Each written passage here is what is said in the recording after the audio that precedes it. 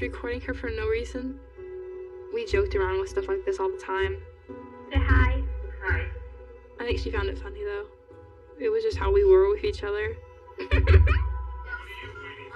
Amber had a very caring heart. She was a happy-go-lucky person. I saw a lot of red flags, but she wouldn't listen. I would tell her, I'd be like, you better call me. Like, I gotta hear your voice. You have no marks on your throat. I'm not saying it didn't happen. Sounds like somebody's trying to start a little something. The medical examiner, he indicated that this was one of the worst she had ever seen. He's gonna get away with it again. Get away with what? What did he do? I tried to talk her out of it, but it all backfired on me.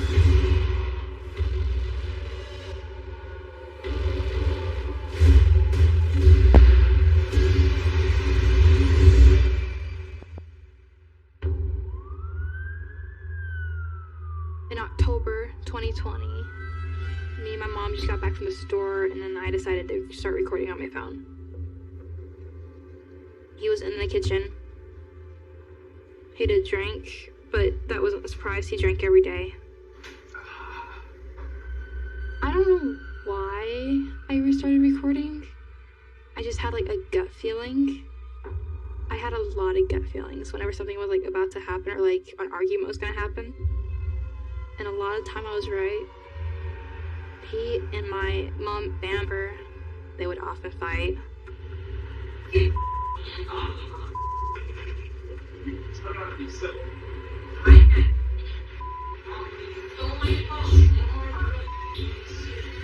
He was gaslighting her. He did it all the time, saying that he didn't do it even though he did. He would often say, I never touched you, and he touched her every time that she said he did.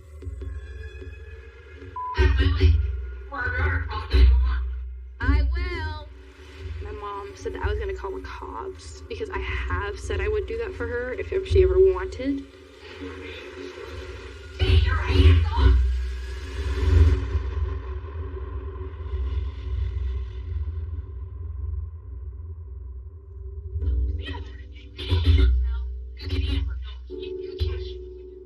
It's March 1998 in Toledo, Ohio.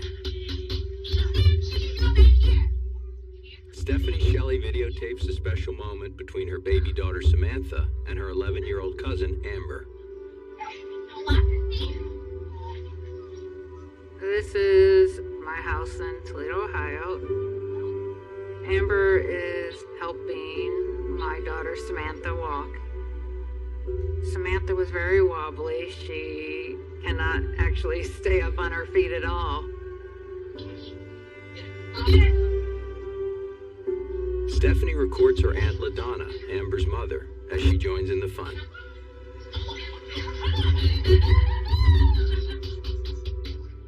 Amber was a lot like LaDonna when it comes to kids. They both loved babies and loved being around them, and they both had that motherly instinct. Like mother, like daughter.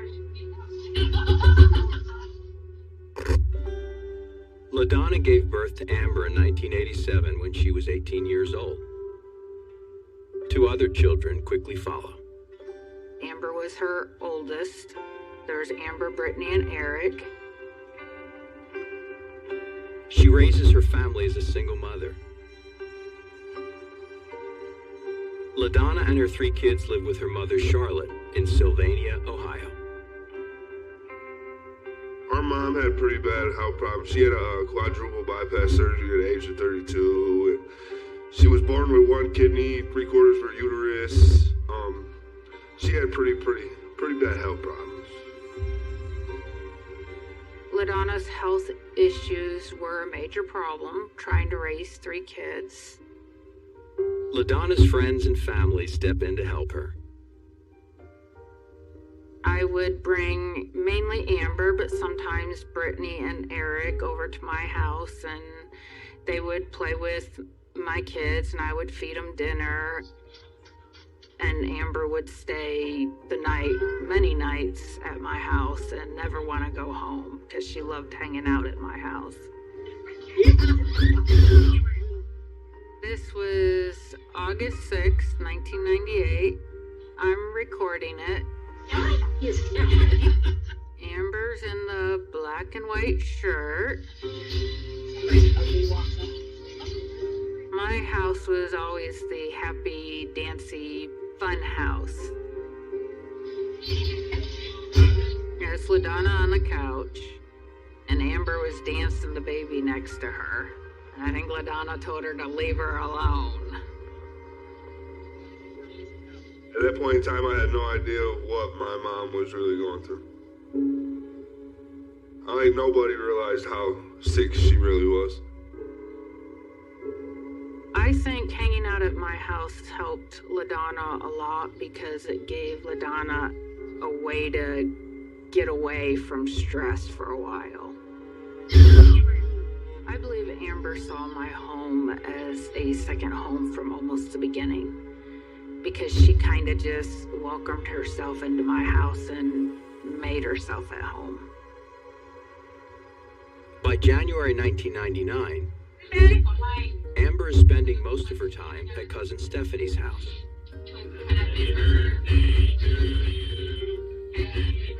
This is my daughter Samantha's second birthday party.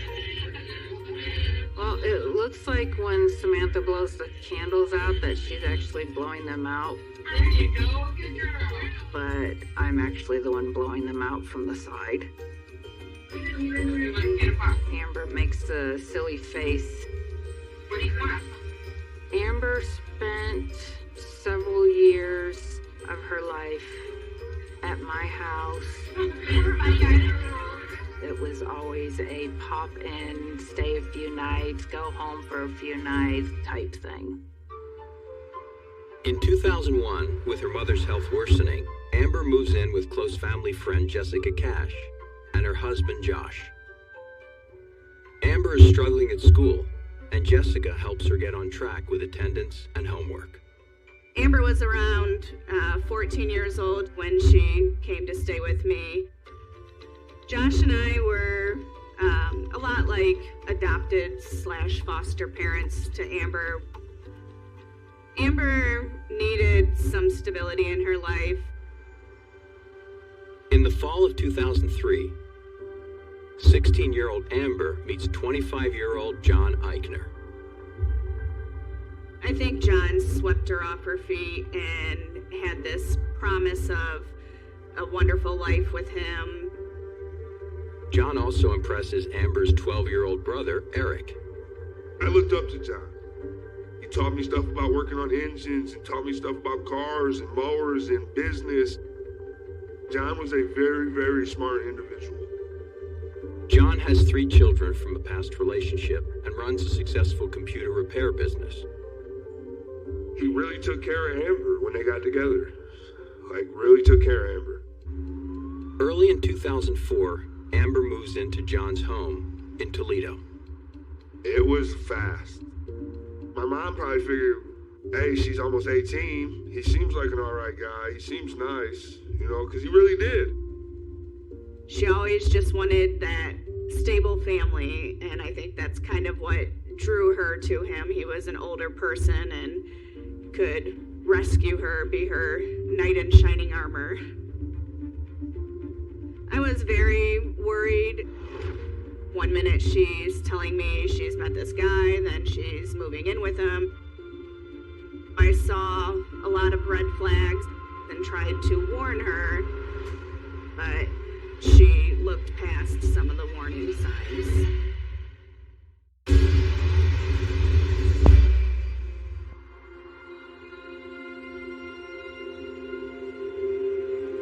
Amber and John had their first daughter, Ellie, 3 years into the relationship almost.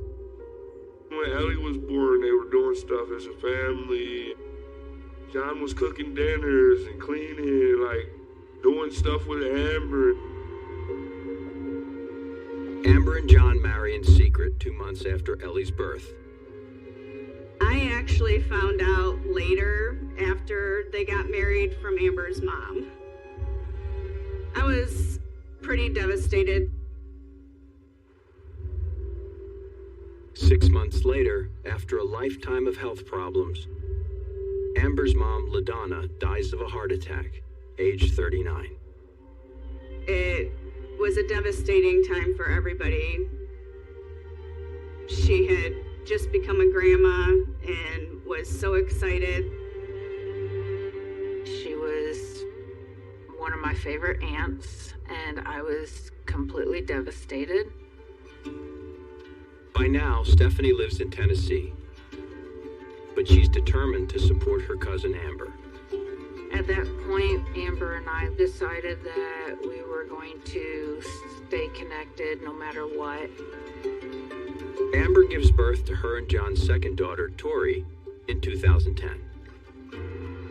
Stephanie and her family make the 510-mile journey from their home in Tennessee to visit Amber in Ohio. No, she was all You Stephanie kisses? Give me a kiss. We were visiting Brittany's house, and we were standing on the porch. Stop recording me. Yeah. And that is Amber in the background in the white shirt. Amber is pregnant with her third child. The reason she kept having kids is because she was trying to have a boy. Amber's oldest girl, 4-year-old Ellie, entertains everyone in the living room.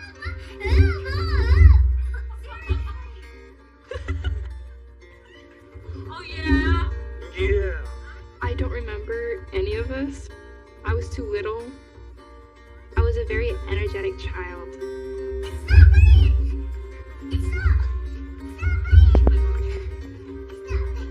Amber gives birth to Kaylee in 2012. A fourth girl, Sasha, arrives a year later. Soon after, Amber confides in Stephanie that her and John's relationship is troubled. John would not provide them food, and he would disappear for days on end and would not provide her transportation to go to the grocery store. As the years went by, he would isolate her more and more into the house. And then she found messages, hidden messages between John and a woman that she thought he was having an affair. I was very worried. In October 2017, Stephanie drives her family to Toledo to visit Amber. You're here? Oh my God. The shock on her face just to see us standing there was the shock I wanted to see. That was a meaningful hug when she let go of me, and right after she, I think, wiped the tears or wiped her face, she said he did sleep with her.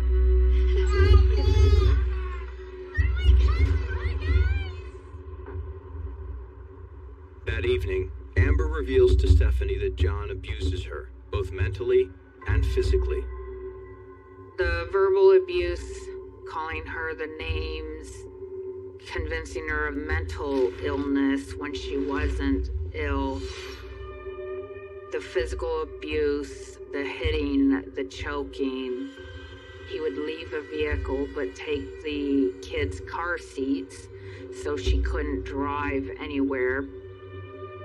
At that point, she was already talking to me and telling me about this abuse nonstop over all of these years. Amber had given birth to her first daughter, Ellie, 10 years earlier. A closer look at a photograph from that time reveals what appears to be a bruise on Amber's neck. I would question her about it.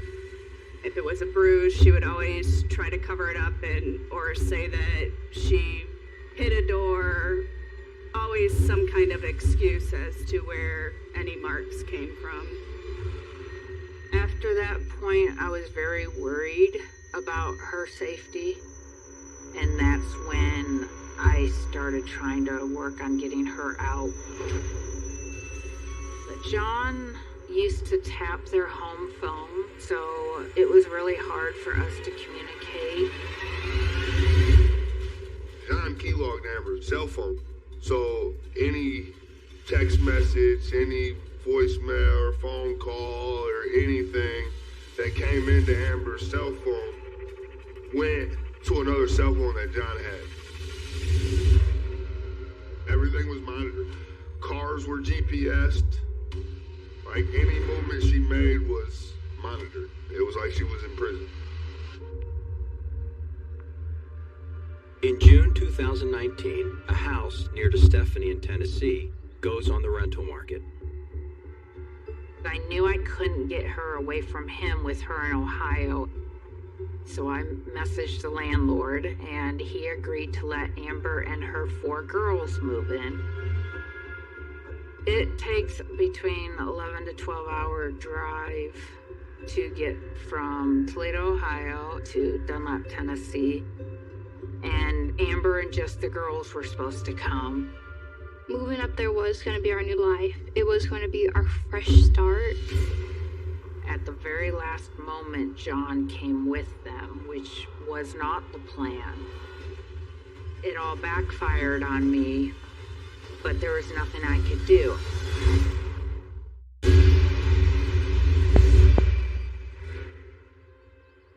I figured getting Amber to Tennessee was one step closer to where I can help her to get away from John. I think Amber was pretty settled. She said it felt like home.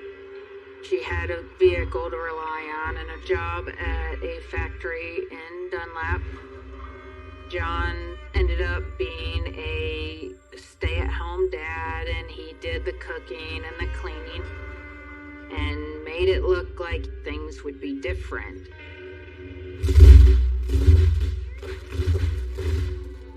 This is just a bunch of friends and family all lined up so we can watch the little fireworks go off. Amber in the black and white shirt, and then next to her is John. And he really laid it on thick and made it look like he had changed. People like that don't change. He shows one thing on the outside and behind the doors shows something completely different. Away from the camera, John snoops on Amber during her breaks at work. He would leave the girls at home at night and drive down and sit in the parking lot and watch her during her breaks to make sure she wasn't talking to anybody she wasn't supposed to be. A year later, Stephanie undergoes emergency surgery at the local hospital. I spent 4 days in the hospital. When I got home on that Sunday, she came in and told me they were leaving, and I started crying, and I begged her to reconsider, and I told her it was a mistake. Amber went to Genoa, 30 miles outside of Toledo. We moved back because John wanted to control her more. He wanted the power he had before we moved there. Amber and I still talked every day. Within a couple days, she sent me a message that said, "You were right, I made a mistake. He will never change."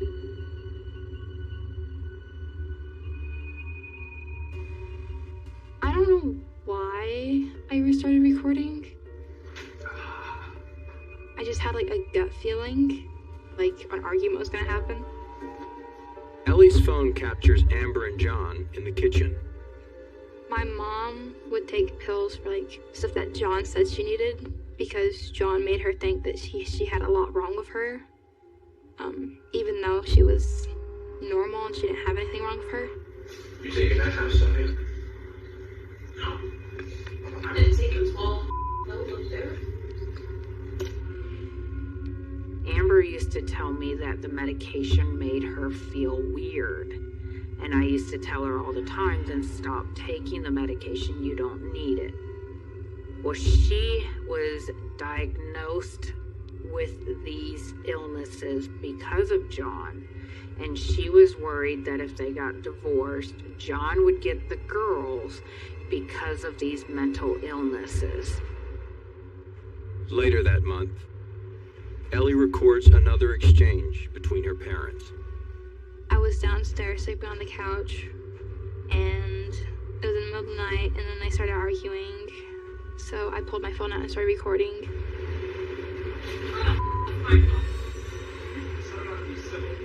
He grabbed her arm at one point.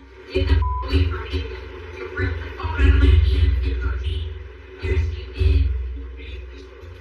Get your hands off me.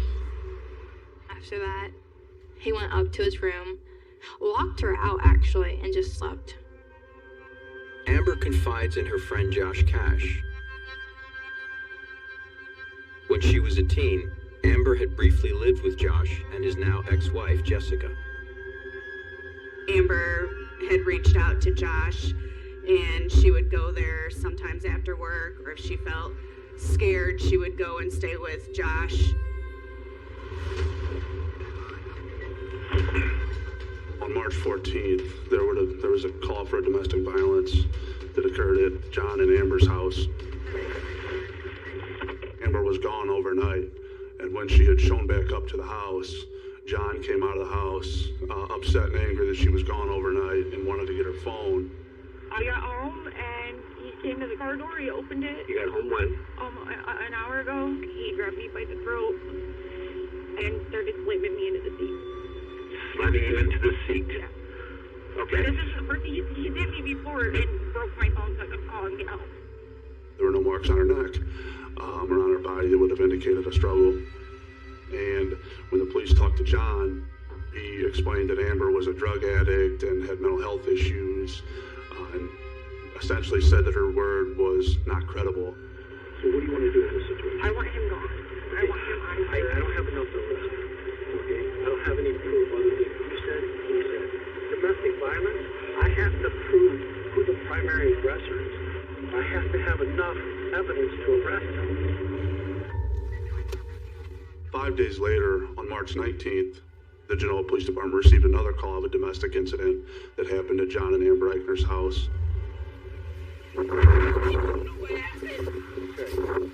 She needs to get some sleep. Okay, alright.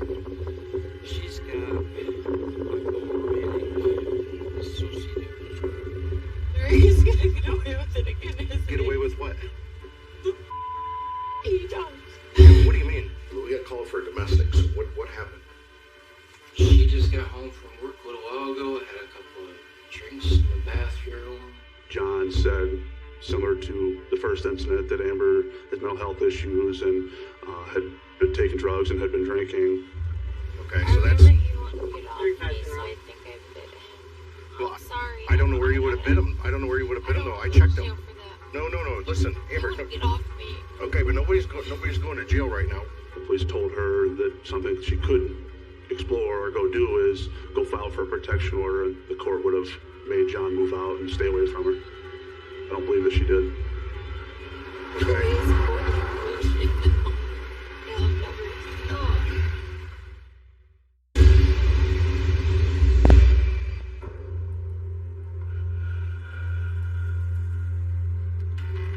John said that we had COVID because we were all super sick. The test did come back negative, and my mom said the test came back negative. What are you talking about? He was like, no, we have COVID. The tests are wrong. I knew it wasn't COVID. It was the keeper inside the house for longer. I think the quarantine made the abuse that much more because she wasn't even allowed to go to work anymore. She was getting more desperate to get out of the house. We discussed on a regular basis, almost daily, about finalizing the plans to her coming to Tennessee. I think he knew her and I were talking more serious about it, and the violence was getting worse. On April 15th, we were still very sick. Go to bed. Say hi. Hi. Me and my mom talked that day. What are you doing? Nothing. We just seeing how each other felt now. My mom was feeling sick that day too. Okay. Then we said goodnight and I love you, and then we went to bed. I received a message on Amber's Facebook account stating that she fell and dropped her phone and broke it, and Snapchat was not working anymore. Her only way of communicating was on Facebook. The next morning I woke up and I was like, where's Mom? John said that she was out with Josh. Then I talked to my sister a little bit. I was like, so what did y'all do last night? They were like, oh, we were listening to their argument. I was like, oh, well, that's not good. John said she'd be back like a day or two later. But 5 days later, and with Amber still not home, Ellie receives a text message from her mom's phone. I got a message saying, we're moving back to Tennessee today and to pack your stuff. I was in the middle of packing, and John said, we're leaving right now. I got in the car. We started driving and driving. We reached our destination. He grabbed our stuff. We opened the door, and he said to be quiet, just sit around the table. I was driving home. I pull into my driveway and get out, and I walk into my door into my kitchen, and the girls are sitting around my kitchen table, just sitting there. There's no toys, no toothbrushes, just 6 garbage bags full of clothes. And John told them not to say anything and not to move, and he left. Ellie thinks they are moving here, and Amber is gonna drive down later to meet us. I got a message on the night of April 21st from Amber's Facebook account that the Suburban was loaded and she was gonna head to Tennessee. Amber was supposed to arrive in Tennessee by the morning of April 22nd, but she never did. Over the next couple days, I tried calling and messaging Amber several times. I was extremely worried because I knew that there is no way Amber would go that long without contacting her girls. Back in Ohio, Amber's family calls the police. Early in the morning on April 23rd, the Genoa Police Department received a call regarding a missing person. It was Amber Eichner. Genoa Police Chief Matt Herrig responded to the home, didn't get any answer at the house. He eventually made contact with the landlord, who ultimately let him in the house. There was no obvious signs of struggle, no obvious signs that something had happened in the house. Nothing out of the ordinary. When Chief Herrig was on scene, he did speak to a local resident and discovered that John had last been seen at the residence, initially leaving on April 20th and then returning the following day. He had a fire in the backyard and was burning paper and what appeared to the resident to be photographs.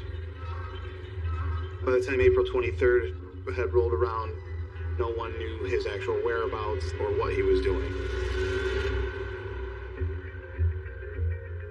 So the whole family, we all came together. We made flyers with multiple pictures of John and Amber on one flyer.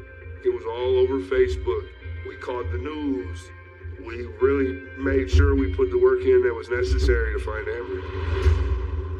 It's now 11 days since Amber was last seen by her girls. A witness reads the flyer and calls investigators to report new information about John. I just start from the very beginning. How did you even meet this dude? I met John 2 years ago, 3 years ago. Okay, described that John was having an affair with her. When he called me on the 16th, it was 10:23. He asked if I would be okay with him burying his dog in my backyard. Taylor Ponton had indicated that John had contacted her and asked if he could bury a dead dog in her backyard. Throughout the time that he was there, I would go out every now and then, see how he was doing, and I would like, damn, it's kind of far down. Bury dog. She noticed that John was pretty deep in the hole, she said, and thought to take a picture just because it was weird how deep in the hole he was, because all you could see was the top of his head and a little bit of a shovel. Later, on April 26th, officers begin the painstaking excavation of the backyard. In my heart, I hoped that we would find a dog. At approximately 6 feet to 7 feet down is where a portion of a black duffel bag became apparent. It was clear immediately that we had discovered human remains. We saw a human leg covered in what appeared to be fleece pajama-style pants. It was known that Amber did have a set of pajamas that matched that. The medical examiner was able to tell us that morning that the cause of death was strangulation. The teeth were missing. The fingerprints and footprints had been removed by burning to essentially prevent us as law enforcement the ability to identify whose body this was. The medical examiner indicated that she had done thousands of autopsies throughout the course of her career, and that this was one of the worst she had ever seen.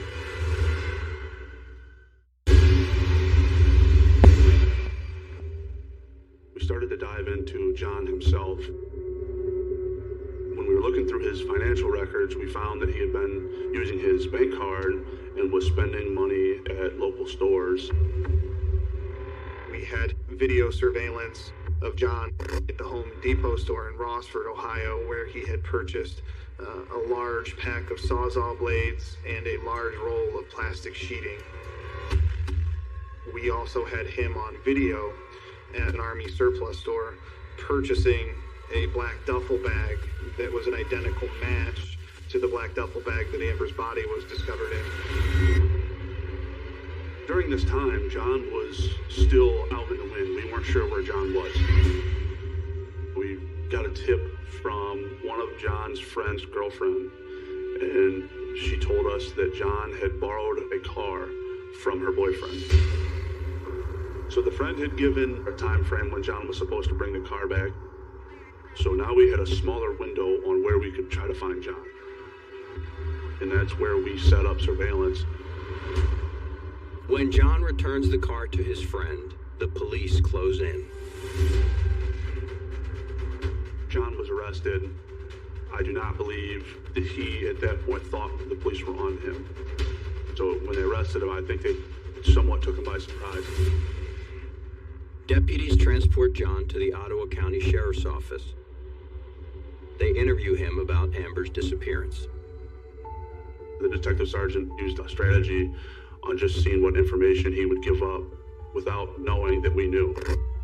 She didn't give him any insight that we had any of the evidence that we had taken. John, do you know where Amber is? When's the last time you had contact with her?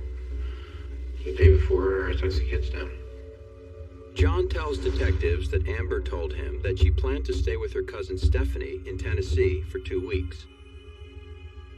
John says that the number of clothes Amber packed indicated that she intended to leave him for good. I said she probably didn't need to take so much stuff down there, and she said it's going to be like 2 weeks, and she just wanted to have everything together. Okay. So, at a certain point in the interview, our detective changed the tone and let him in on what we knew. John, where else did you go on April 16th, after you went to the Home Depot? I don't remember. You don't remember going and buying a large duffel bag? Do you have any pets at the house? No. You're asking me about animals. really don't. I'm asking if you called somebody and asked them if you could bury your dog. John, I don't have a dog. I know you don't have a dog, because that's not what was buried there. What happened, John? I don't know. John, what happened to Amber? He was cornered. There was damning evidence that corroborates and places him at the scene of the murder, at the scene where the body is discovered, and also purchasing everything that was used in covering the crime up.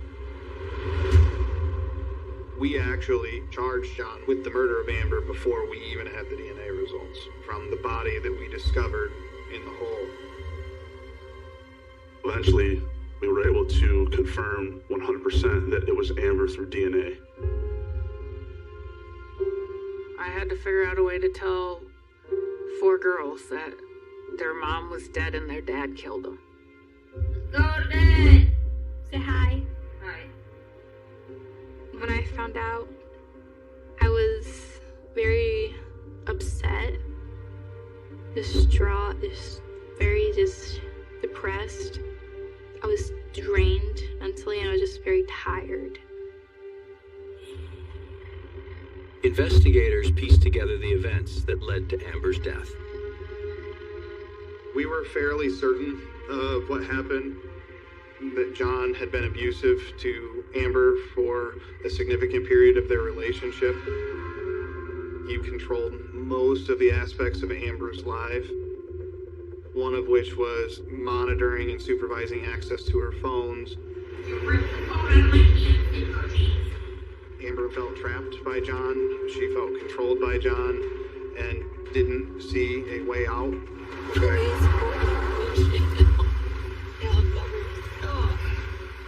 Ultimately, though, it's our belief that Amber had finally had enough and was intending to leave John and move to Tennessee with the children.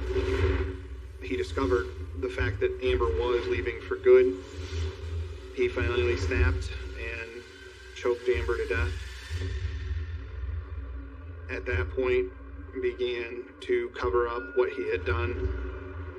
He started by lying to his children, saying Mom left to go with a friend. He then cleaned up after himself in the bedroom.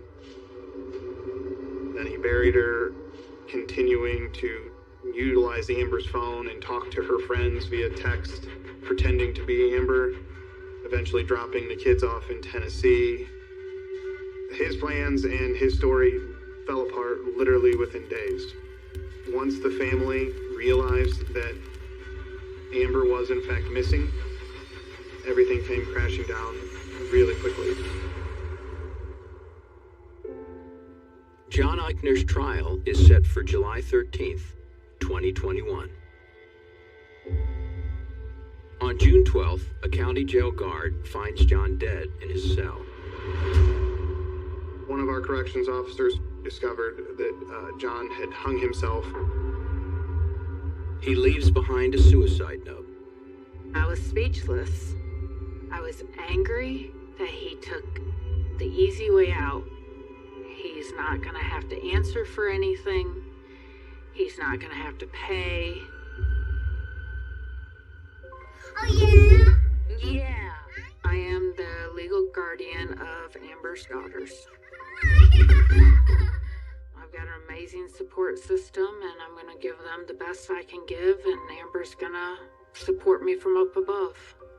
That's all I can do. What are you doing? Nothing. I believe that. You should. My mom would be happy to hear that I'm living with Stephanie in Tennessee and that I'm happy. She'd be happy.